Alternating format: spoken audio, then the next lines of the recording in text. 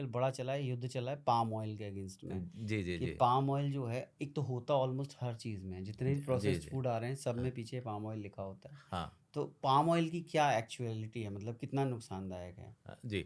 अच्छा, आप ये समझिए कि कोई चीज़ अच्छी है, तो ज़्यादा लोग कंज़्यूम करेंगे और बुरी है तो कंज़्यूम नहीं करेंगे। अल्टीमेटली समझ में तो आ ही जाता है ना भई ये बुरा है। हुँ, तो हुँ, अगर आज हम ये देखें कि चलो पाम ऑयल को आप समझें कि मान लो खराब ऑयल है, हुँ, तो लेट्स देखें कि दुनिया में बिक क्या रहा है।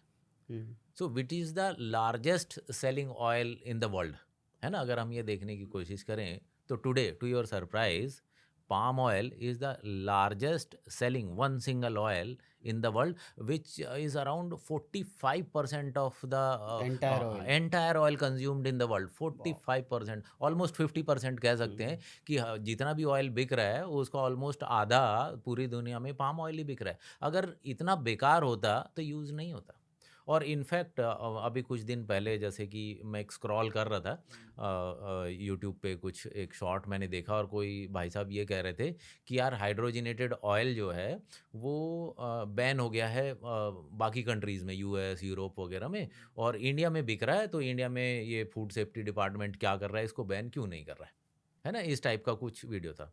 तो एक तो मैं ये कहना चाहता हूँ कि हमारा जो फूड सेफ्टी डिपार्टमेंट जब से इंडिया में आया है, हुँ, हुँ, हुँ, तब से काफ़ी चीज़ें रेगुलराइज़ हो गई and it's a good thing and they are um, doing very जो भी मतलब इम्पोर्टेंट चीज़ें उसमें बहुत वो मेहनत कर रहे हैं। हुँ, दूसरा कि क्या ये पॉइंट उनसे मिस हो गया कि भई वहाँ हुँ, बैन हो गया, हमने बैन नहीं किया तो ऐसा हम पीछे क्यों रह गए, हमें हुँ, भी बैन करना चाहिए। हुँ, तो ऐसा नहीं है, किसी भी कंट्री में हाइड्रोजनेटेड ऑयल बैन नहीं है।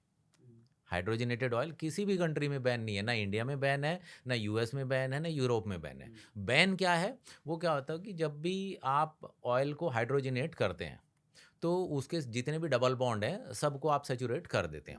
तो कुछ में पार्शियली करते हैं और कुछ में कंप्लीटली कर देते हैं। तो जो पार्शियली वो हाइड्रोजनेशन था, पार्शियली हाइड्रोनाइज़ जो वेजिटेबल ऑयल था, तो हाइड्रोजनेशन पार्शियल बैन है। जो टोटल हाइड्रोजनेशन है, वो बैन नहीं है। हाँ, तो वो ना इंडिया में बैन है, ना यूरोप में बैन है, किसी भी कंट्री में बैन नहीं है और उससे हेल्थ को नुकसान नहीं होता। मतलब उतना नुकसान नहीं होता। अब कहेंगे नुकसान किस चीज़ से होता है?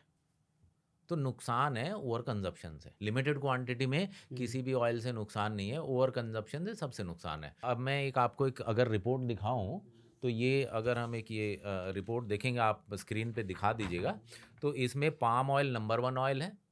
दूसरा सोयाबीन ऑयल सेकंड, जो अमेरिका से आता है। पाम ऑयल अपने एशिया का है और तीसरा कनोला ऑयल जो कनाडा से आता है, वो तीसरे नंबर का दुनिया में बिकने वाला है। चौथे नंबर का सनफ्लावर ऑयल जो यूरोप से आता है और पाँचवें नंबर का ग्राउंड नट ऑयल जो हमारे इंडिया में प्रोड्यूस होता है। ये 5 ऑयल हैं जो दुनिया में सबसे ज़्यादा बिकते हैं। तो हमारे इंडिया में क्या सबसे बढ़िया, क्योंकि भाई पीनट ऑयल जो ग्राउंड नट हमारे इंडिया में पैदा होता है, तो बहुत बढ़िया। तो हमारे लिए बेस्ट ग्राउंड नट है, जो मलेशिया में रह रहा है उसके लिए पाम ऑयल बहुत बढ़िया है ना? और जो मतलब कि अमेरिका में, यूरोप में रह रहे हैं, उनके लिए सनफ्लावर ऑयल ठीक है, क्योंकि उनकी कुकिंग डिफरेंट है।